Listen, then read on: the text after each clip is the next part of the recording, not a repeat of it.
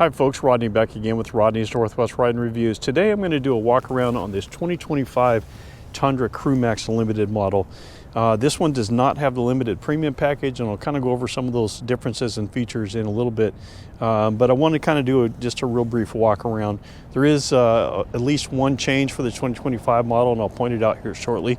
But this one actually has the 3.5 Toyota TRD lift.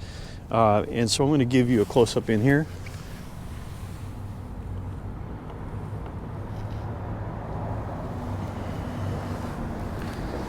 So that is actually a well-built lift, but if you guys are looking to do it on a budget and you just want to kind of level the truck out, you can actually put, there's many different types, but you can do one of the adds is a rough country 1 3/4 inch spacer that you can put on the front just to level the truck out.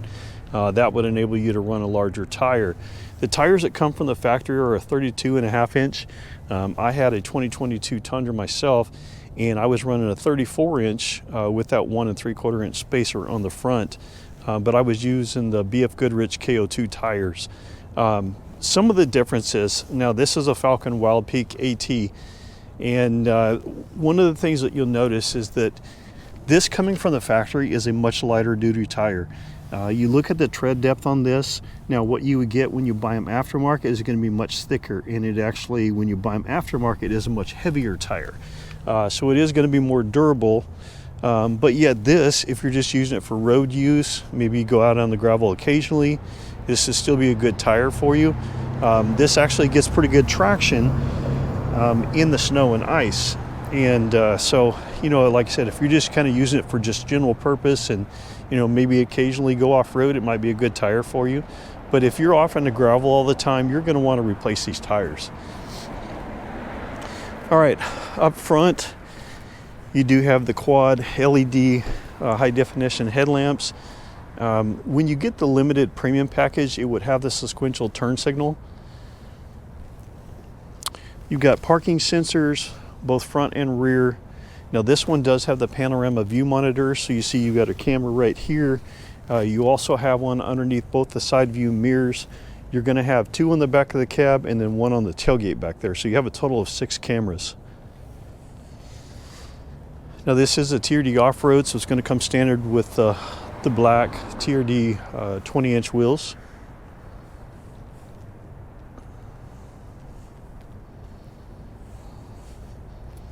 All right, talked about one of the features that's brand new for 2025, and that is going to be the power liftgate. So in the past, they had a button here that you could push, and it would release the tailgate and it would just lower it down. Well, now it's electronic.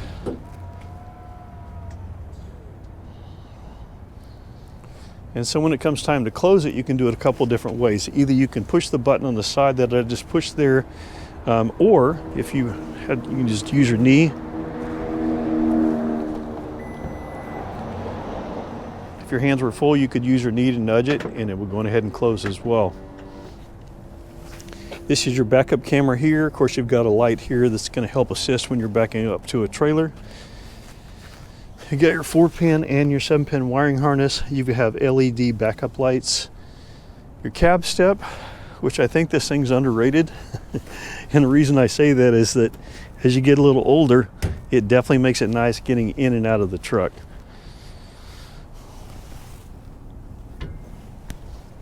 All right, on the back of the cab, you have 2 lights that I mentioned to you before. So one of them, I'm sorry, not lights, but cameras. One camera shines down into the bed. The second camera shines straight back. And so if you have a trailer back there, it definitely makes it easy to, you know, see to make sure you have your load secured or tied down. All right, in the second row, now any of the Crewmaxes are going to have air conditioning vents on the back of the console. You do have some additional power points here. You got a USB plug-in and then a USB-C plug-in. You have storage compartment. Got plenty of storage area underneath the seats. And this is one of the things I really like about the gas version as opposed to the hybrid model, is that when you get the hybrid model, you lose this storage space because your hybrid battery sits in there.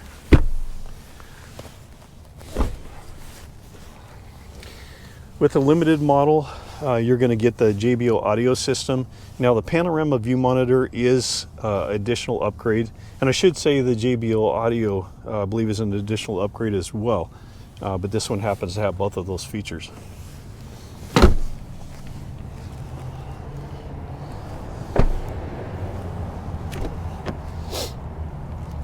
All right, you have memory seating, you have power folding mirrors, and you can either set that up where it's on a manual switch, or you can do it with your key fob in the auto settings, so when you hit your key fob, it will go ahead and fold in the mirrors every time you lock it up. This is for your dome light on the back of the cab. This one here is for your auto dimming headlamps. It does have the stop start feature. It's activated by foot pressure, and so on my Tundra that I had, a lot of times I could drive it all day long and not activate the automatic stop start feature.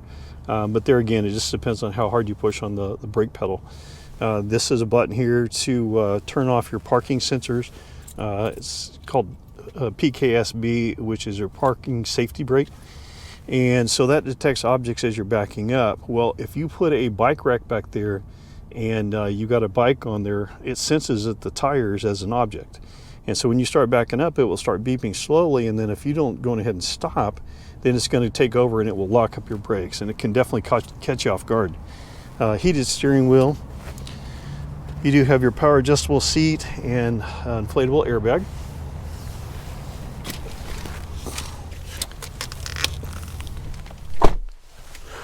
This has the Softex in it, and so there's only a couple of vehicles from the Toyota Tundra line that have true leather. One's going to be the 1794 edition, which is a saddle type interior. The capstone's going to have true leather, and then also the platinum model will have true leather. All right, let's start it up here.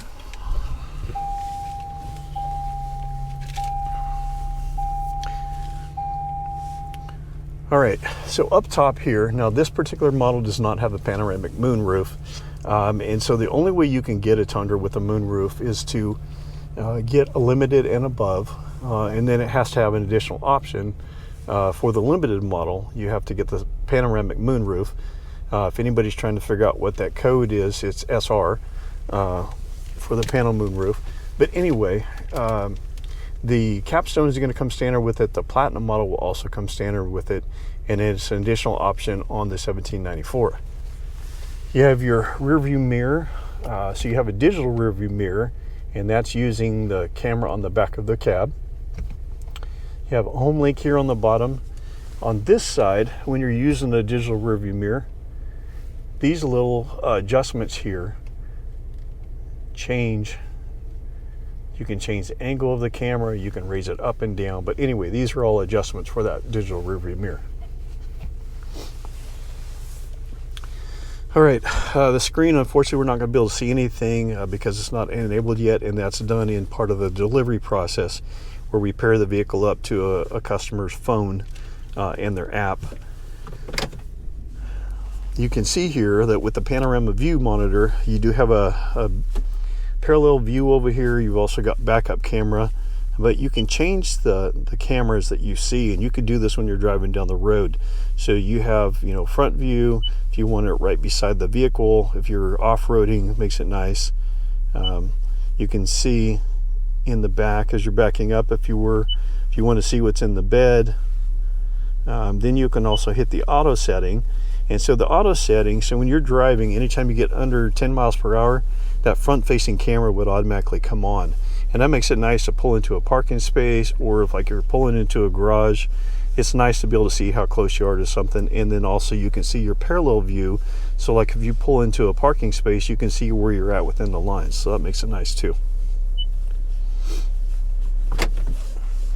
On your climate control, you do have a dual climate control, so you can separate the sides. You do have a sync button where you can lock in both sides just to one if you happen to be the only person in the vehicle. With the Limited, you're going to get the heated and ventilated seats. You do have heated mirrors. They are tied in with the rear window defroster, front defrost. Down below, you have your rear park assist. And so when you're hooked up to a trailer, you can go through a sequence where it measures the trailer, and it's going to ask you to turn left and turn right.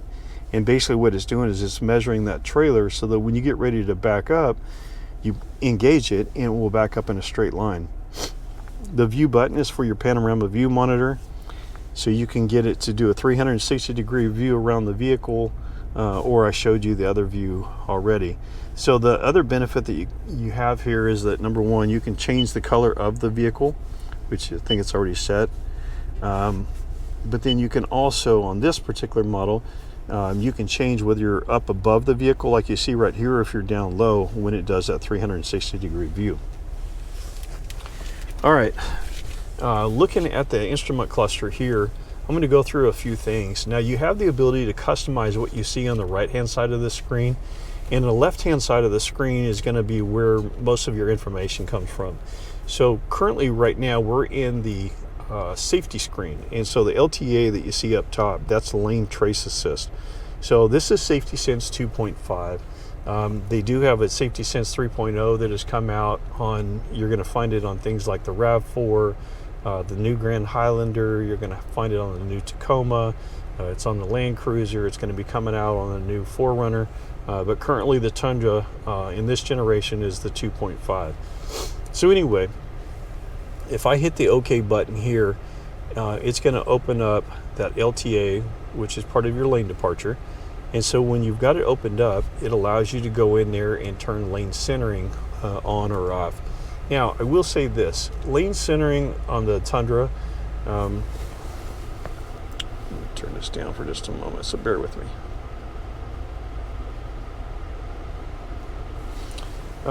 Anyway, lane centering on the Tundra, so basically what lane centering does, when you're driving out on the highway and you get close to the line, it's going to nudge you back over towards the center of the lane. The one thing that I've noticed with my previous Tundra is that when you did that, it was almost like a pinball effect. It would push you from one line to the other line. So yes, it would definitely help to prevent you from going over the line, but you really kind of had to keep after it just to make sure you were going down the center of the road. Well, on my new Tacoma with the Safety Sense 3.0, it's amazing how much better it actually is, because it literally will keep you right down the center of the lane. With this, you have the ability to change the alert. So the alert is either a vibrate through the steering wheel, which you saw there, or now on an audible alert that you see right here. So right now it's actually vibrating the steering wheel just to let you know what alert it's on. You can set a sensitivity level, and that's actually for your lane centering and lane departure. Sway warning kind of monitors how you're driving. If it looks like you're getting sleepy, a picture of a coffee cup will come up to let you know that, hey, take a break, get some coffee so you don't fall asleep. Now, to get back out of that screen, you can hit the circle back button right here, and that takes you back to the previous screen. So if I were to drop down to the next one, the PCS, that stands for pre-collision system. And so the pre-collision system, if you're driving through town and let's say there's somebody out in front of you and you didn't notice them in time, it has the ability to take over and stop the vehicle before you actually rear-end them. BSM is the next one down, and that's going to be your blind spot monitoring. And so when you look in the mirror there, you see that icon light up a bright amber color. So when somebody's in your blind spot, it will stay lit up like that. But when you put your turn signal on, if there's somebody in your blind spot, it would start flashing at you. Your P is for parking sensors, and that's the sensors both front and rear. And also when you're pulling into a parking space, what you'll see is it will actually light up on which corner, like if you get close to an object, it will light up on that corner, let you know how close you are, or if you're pulling up to something straight in front of you, as you get closer, the beeps will get closer together. RCTA stands for Rear Cross Traffic Alert, and that's if you're backing up at a grocery store and you can't see down the aisle behind you, it picks up that cross traffic of people coming down that aisle. RSA stands for Road Sign Assistant. So in this black box, there is a camera up there. You can see it better from the other side or outside the vehicle. It will read 3 different signs. It reads speed limit signs, caution signs, and stop signs. And what you'll notice is they'll post right up in this area here, and you'll see where that's coming from. Now, customize the right side. So what I did again, I moved the OK button down to the customize the right side. Now to get into that, I push and hold it. And so these are things that are available. So you have a boost gauge, you have pitch and roll, you have tow gauges, and then you could just completely turn the right hand side off. So currently it's on the boost gauge. The one thing that I've noticed with the Tundra before is that the boost gauge doesn't go up very much until you get probably, say, somewhere between 5 and 7 pounds of pressure, and then it will jump up to let you know that how much pressure you're actually pushing there. But like I said, you can adjust or customize that right side. So we're going to get back out of that screen again. Trailer settings. Now, if you have multiple trailers, you can actually set up the settings for multiple trailers. Now, you do have an integrated brake controller, which is right here. So that allows you to, you can physically just engage only the trailer brakes if you wanted to, but then you can raise or lower the gain on the brakes themselves for that trailer. In the trailer settings, it will ask you several different things. So, select or add a trailer. You can pick whether it's going to be a utility, cargo, boat, or a camper. And once you select that, then it's going to ask you, is it a single axle? Is it a dual axle? Is it less than 5,000 pounds? Is it between 5 and 7? Things of that nature. And so you can kind of go there and customize it. Excuse me.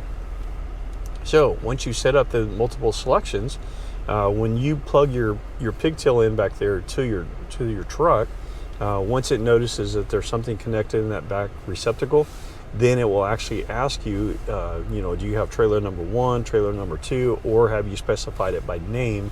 And you can select it that way as well. All right, so let's get back out of this screen.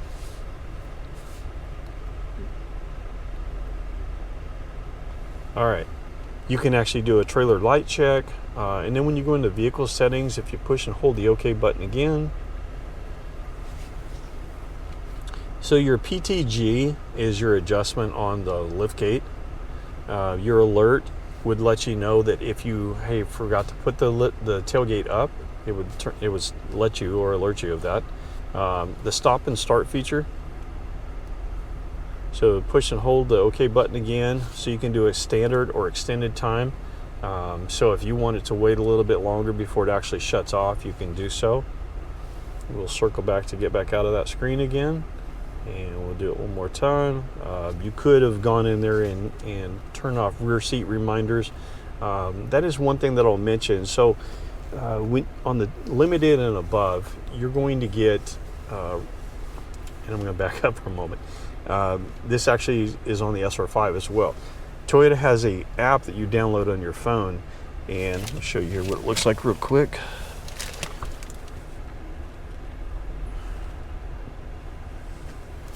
So this is on my Tacoma, but the app looks exactly the same for all vehicles. But with this, you have a stop, so you can remotely start it. Excuse me. You can remotely start the vehicle as long as you have cell phone reception. You can lock and unlock the doors. It will tell you how many miles you can go to run out of fuel. Shows you up here exactly how many miles are on the vehicle. When it talks about health and status, so if there was any recall on the vehicle, you hit the health button. It would show you if there was any recalls. When you hit status, it will show you how many PSIs in the tires. So you have all those things at your fingertip. But what I started to mention is that, sorry, I lost my train of thought for a moment. I'll come back to that in a second. But anyway, in the vehicle settings, apologize, I'd already gone through all that. All right, so we're getting back out of that screen. And we've already gone through all the safety features there. So I'm going to talk about the app again for just a moment. So the Limited is going to come, or excuse me, the SR5 and above will come standard with the ability to download that app. With that, you're going to have the remote start capability. And so I've just kind of went through that for you and talked about the benefits. After the year is up, and it comes with a free 1-year subscription. Now, some of the vehicles, like on the upper end, so like the Capstone, you may see it sometimes on a Platinum model, they have the ability to go ahead and give you like an additional year. You are paying for it, but it's built into the price, and that's not always the case. You'd be able to see that right on the window sticker if it was. But anyway, after 1 year on most vehicles, you're going to lose that subscription. You can pay for it. If you decide to pay for it, it's $15 a month, but it would include your dynamic cloud navigation, but it will also include the ability to remotely start the vehicle. Now, you do have the ability to remotely start it from the key fob. And so, just so everybody knows, the sequence for it is you push the lock button. So you push it 1, 2, hold it on the third one. So what you're going to see is every time you push the lock button, you're going to see the lights flash. So the lock would be once, twice, hold it on the third one. You're going to see the lights flash 2 more times. Let your finger off the button, and that will send a signal to the vehicle, and it will start it up using the key fob. Now, it will start and run for 10 minutes, and then after the 10 minutes, it would automatically shut itself off. But if you get into the vehicle, the way you remotely start it, just like you have to start it every time, you put your foot on the brake, and then you just tap the power button. As long as you do that, the vehicle will continue to run. Now, if you have the key fob with you, when you walk up to the vehicle, it will automatically unlock the doors. If I was to get in after I'd remotely started the vehicle without doing that sequence of putting your foot on the brake and tap the start button, if I tried to pull it out of gear, it would automatically shut itself off for safety purposes. So, you do have electronic emergency brake, so as soon as you put it in park, it will automatically set the brake. As soon as you take it out of park, it will automatically release the brake. You got your controls here for the four-wheel drive system. The one thing I'll mention is that if you're trying to go down into 4 low, make sure you engage it in 4 high first. So for instance, when you go into 4-wheel drive high, you can go in up to 62 miles per hour just driving down the road, but you just push it down, shift it into 4 high. Now, to go into 4 low, you do have to come to a complete stop. So what I would recommend first, go on ahead and put it in 4-wheel drive high first. Make sure that 4 high engages, and then stop, and then put it in 4 low. I've had people call me and say, hey, I'm having a hard time, I can't get it to engage. Well, they didn't engage 4 high first, they just went straight to 4 low.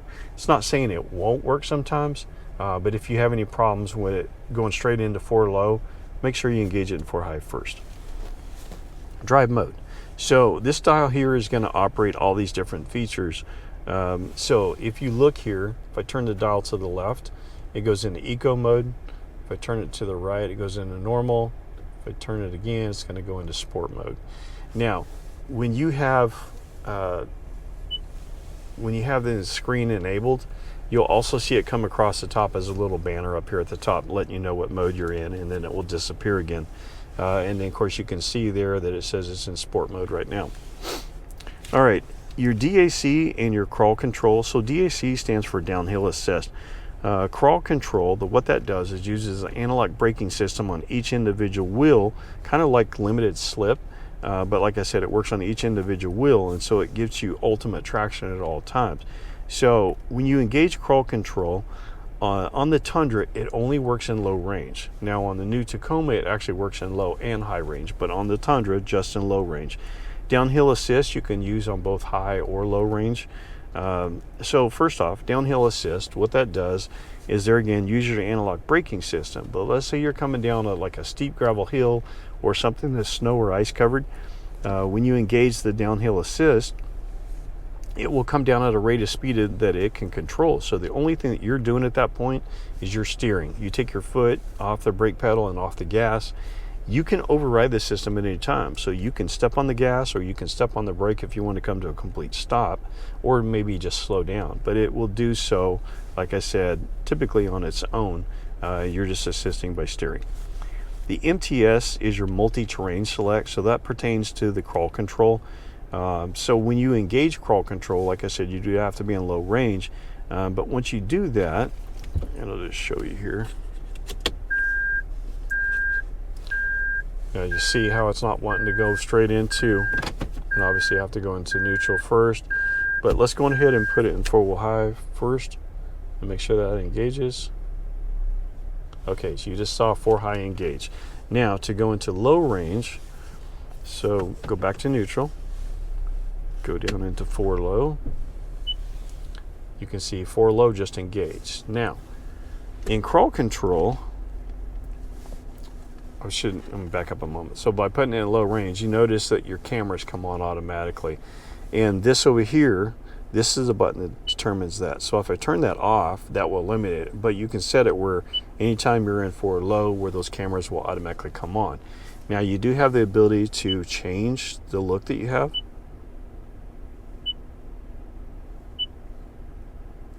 Okay, and then you got your pitch and roll right here as well.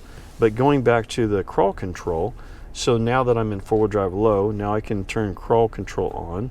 So you want to do MTS, which is your multi-terrain select.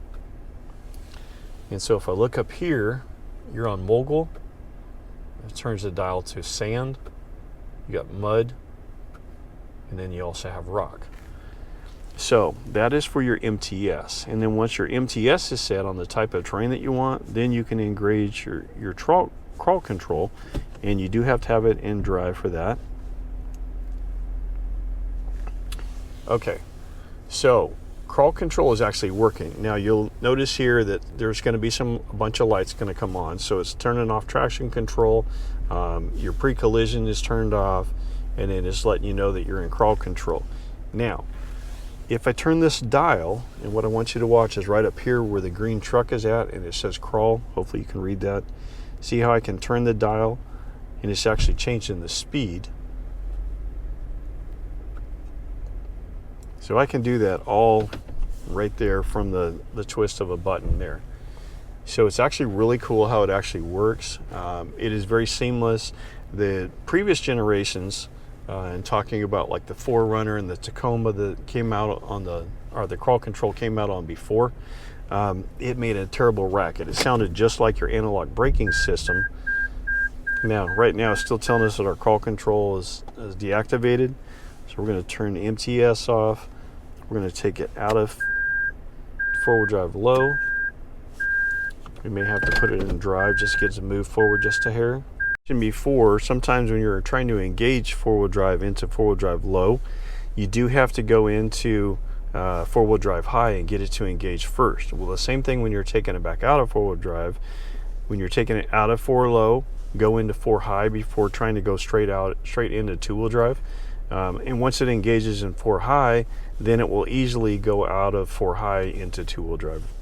So flip that off, and you notice that I'm out of four-wheel drive now. So put it back in park. So hopefully that may answer some questions if people are wondering about the drive modes and the crawl control. You do have the tow haul feature up here. So basically the tow haul feature, once engaged, changes the shift points in the transmission. So it actually holds your RPMs about an additional 500 RPMs before it allows it to shift. But that also really makes a difference when you're coming downhill with a load. So if you're coming downhill, it will actually cause it to shift down sooner to try to help use the engine's compression, help slow down the vehicle. But then you can also brake tap it, and that will also get it to drop down in a lower gear unless you're going too fast for that gear already. So up above here, you do have the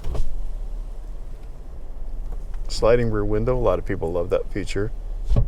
When you put all the windows down, put that rear window down, it almost feels like you're riding around in a convertible. You got your button for dome lights. You do have map reading lights on both the driver and passenger side. And then you have the SOS button. So SOS button, some people may have heard of GM products that have an OnStar. It's very similar to that. The way the SOS system works, you have what they call Safety Connect. So if you get into an accident and it triggers the airbags to deploy, when that happens, it sends a signal to Toyota, which in return can try to contact you through the vehicle's speaker system. If you don't respond back within a certain period of time, they can send an ambulance to your location, but that only happens when the airbags deploy. Now, the other benefit, let's say you're out somewhere, you get into an accident, you need safety help, but the airbags didn't deploy, you can push the button, the operator is going to come on, it's going to ask you if it's an emergency or non-emergency, and they can send help to you if you need be. The other benefit too is that you get 2 years of roadside assistance, comes free with the vehicle. So the SOS button, if you push it, you can actually get an operator to send you roadside assistance or roadside help. And even if you don't know where you're at and you have no cell phone reception, that because it works off a satellite, they will enable you to, number one, they'll be able to see your grid coordinates, but number two, they can send help to you even if you're not aware of where you're at. So anyway, it's probably a lengthy video, but it is kind of a thorough walkthrough. Hopefully you guys have enjoyed the vehicle. If you have any questions, any comments, go ahead and send them my way. Take the time to like and subscribe if you like the videos. I have done a bunch of Tundra videos in the past. I'm doing quite a few of the Tacoma videos because that's my ownership experience right now.